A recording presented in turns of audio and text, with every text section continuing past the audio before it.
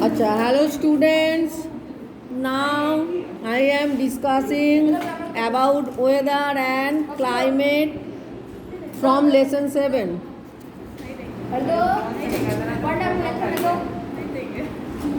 What do you mean by weather? क्या है weather? It is an atmospheric condition. Atmospheric condition मतलब क्या है?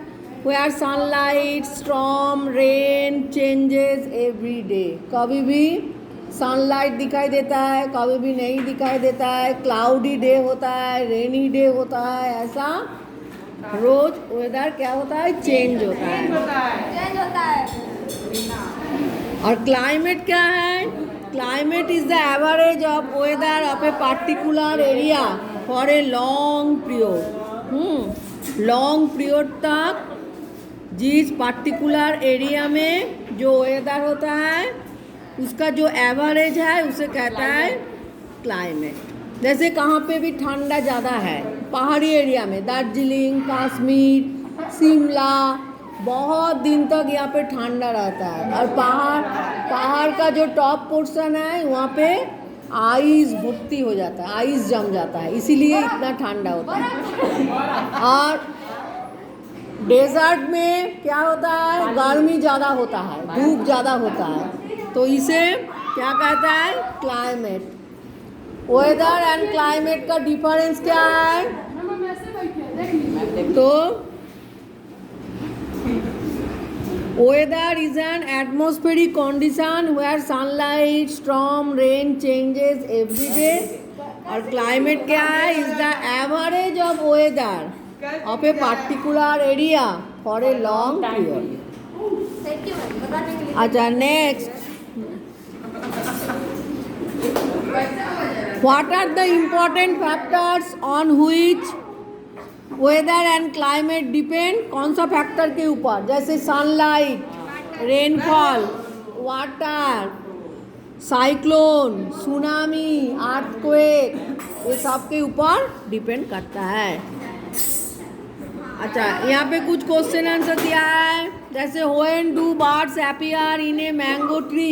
स्प्रिंग सीजन पर। Migratory birds visit our country winter में। जब बाहर का देश में बहुत ठंडा हो जाता है तो कुछ बर्ड वहाँ से यहाँ चला आता है, जिसे कहता है माइग्रेटरी बर्ड। जैसे कोलकाता में जो जू है वहाँ पे ये बर्ड आता है।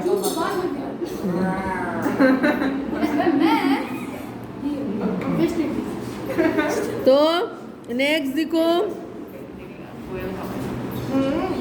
जैसे कुछ सीजन है, जैसे समर बहुत दिन तक होगा तो गर्मी ज़्यादा होगा, विंटर बहुत दिन तक होगा तो ठंडा ज़्यादा होगा, रेनी होगा तो फ्लड हो जाएगा, तो स्प्रिंग भी ज़्यादा देर तक होगा तो फीलिंग हॉट, तो ऐसा क्या होगा, प्रॉब्लम हो सकता है।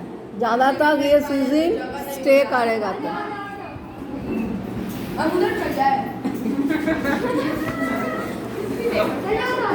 अच्छा, what do you see in the above picture? Above picture में क्या दिखाई देता है? Page number 230, smoke. यहाँ पे क्या कहता है? धुआं। Listen to me, only listen to me. अच्छा, तो स्मोक कहाँ से आता है? वैरायटी स्टाइल स्मोक होता है, जैसे कार से निकलता है, फैक्ट्री से निकलता है, चूल्हा से निकलता है, हाँ, चिमनी से निकलता है। तो ये धुआं से क्या होता है? एयर पॉल्यूशन होता है। तो कौन सा गैस से? जैसे sulphur dioxide, carbon dioxide, carbon monoxide, ये सब गैस से क्या होता है? एयर पॉल्यूशन होता है। इधर से कब से चिल्ला रहा है? और नाम मैं बोल। अच्छा, नेक्स्ट देखो, ग्लोबल वार्मिंग। द भेल of various gases compounds helps to retain a part of the heat reflected by the earth। ऊपर में, अर्थ के ऊपर में जो वेरियस गैस जब जम जाता है तो वहाँ पे एक कवरिंग हो जाता है गैस का, जो हीट को बाहर जाने से नहीं देता है। फिर हीट अर्थ में वहाँ पे रिफ्लेक्ट करके चला आता है। तो फिर क्या होता है, ज़्यादा गर्मी हो जाता है अर्थ में, इसे क्या कहता है, global warming. Next, effect of climatic change, increase in the temperature of earth. Some gases are naturally produced in the atmosphere. Scientists have found that from research that these gases have increased many-fold over the past decades. कुछ gas naturally produced होता है, तो gas ज़्यादा हो जाता है air में, तो क्या हो जाता है, एयर पॉल्यूशन ज़्यादा होता है। Watch them. Carbon dioxide is one of the important gases produced by anthropogenic activities. तो कार्बन डाइऑक्साइड होচ্ছে एक इम्पॉर्टेंट गैस, जैसे एंथ्रोपोजेनिक एक्टिविटीज़ के द्वारा ये फॉर्म होता है। जैसे कुछ चिमनी का जो धुआं निकलता है फैक्ट्री से, वहाँ उसके द्वारा, तो कार का जो स्मोक है उसके द्वारा क्या जो गैस निकलता है वो है कार्बन डाइऑक्साइड। और carbon dioxide, carbon monoxide, sulphur dioxide, ये सब ज़्यादा पॉल्यूशन, एयर पॉल्यूशन फॉर्म करता है। बहुत डेंजरस है ना, डेंजरस है, बहुत danger. The level of carbon dioxide in atmosphere has increased so much since 2006 से, और इसमें से क्या होता है, ज़्यादा एयर पॉल्यूशन होता है। द एवरेज टेम्परेचर भी बढ़ जाता है जब कार्बन डाइऑक्साइड ज़्यादा हो जाता है। नाम लिखा है। In 2005 there was flood in Rajasthan which is actually an arid region. Rajasthan में तो फ्लड कम होता है क्योंकि वहाँ पे डेजर्ट है, सूखा arid region with low rainfall. In the same year drought was seen in northeast India which is a heavy rainfall zone. तो पॉल्यूशन के वजह से ऐसा उल्टा हो गया, अर्थात राजस्थान में फ्लड हो गया और नॉर्थ ईस्ट इंडिया में हमारा रेनफॉल जो जहाँ पे है वहाँ पे ड्राउट हो गया।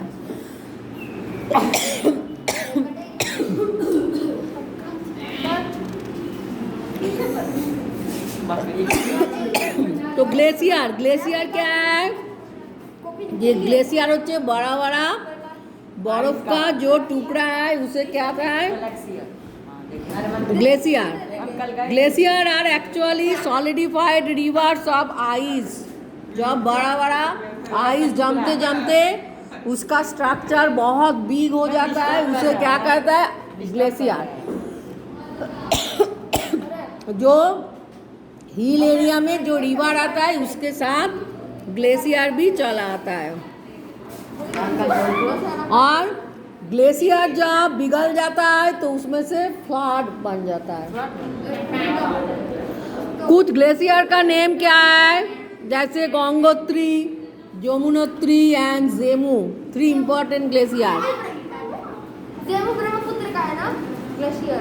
जेमू द सोर्स क्या है, सोर्स गंगोत्री से कौन सा रिवर निकलता है, गंगा। यमुनोत्री से यमुना, और जेमू से ब्रह्मपुत्र, ब्रह्मपुत्र। हाँ, तो इम्पोर्टेंट ग्लेशियर्स होते गंगोत्री जहाँ पे गंगा रिवर निकलता है, यमुनोत्री जहाँ पे यमुना रिवर निकलता है, एंड जेमू जहाँ से ब्रह्मपुत्र रिवर निकलता है। 3 इम्पोर्टेंट ग्लेशियर का नेम। जेमू से कौन सा निकलता है, ब्रह्मपुत्र। यमुनोत्री से यमुना और गंगोत्री से गंगा। जेमू है कहाँ, जेमू आसाम में, जहाँ से ब्रह्मपुत्र रिवर निकला। ब्रह्मपुत्र रिवर कहाँ पे है, आसाम।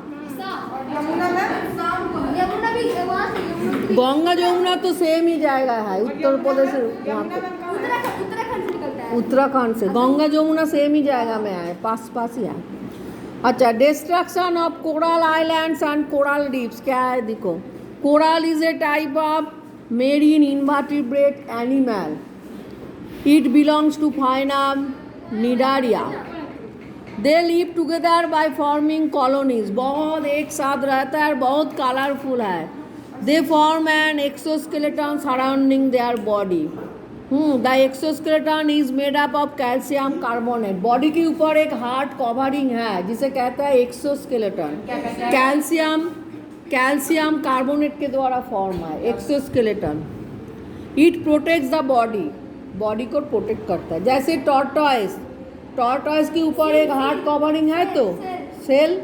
स्नेल जिसके ऊपर है बॉडी को प्रोटेक्ट करता है। क्रैब के ऊपर भी है। सेलिंग करते सबको तीनों को। तो जो हार्ड है उसे कहता है एक्सोस्केलेटन। कैल्शियम कार्बोनेट से फॉर्म होता है। These are in high demand in the fields of making of fancy item and jewelleries. तो कोराल के द्वारा जो कलरफुल है ज्वेलरी बनाया जाता है। ज्वेलरी, फैंसी आइटम, घर डेकोरेटर के लिए कुछ सामान, ये सब क्या होता है, फॉर्म होता है, जिसके द्वारा घर डेकोरेशन किया जाता है। The calcium carbonate exoskeleton present outside the body of the corals living together forms a hard shell wall like structure. This is termed as coral reef. तो कैल्शियम कार्बोनेट के द्वारा जो आउटर हार्ड स्ट्रक्चर फॉर्म होता है उसे क्या कहता है, coral reef. Very very important question. Coral reef, coral island, coral reef, और बहुत सारा कोरल एक साथ होके कोरल आइलैंड फॉर्म करता है। Dead corals and other organic materials help in forming the coral island as a part of the coral reef. बस यही चल रहा है ना। हाँ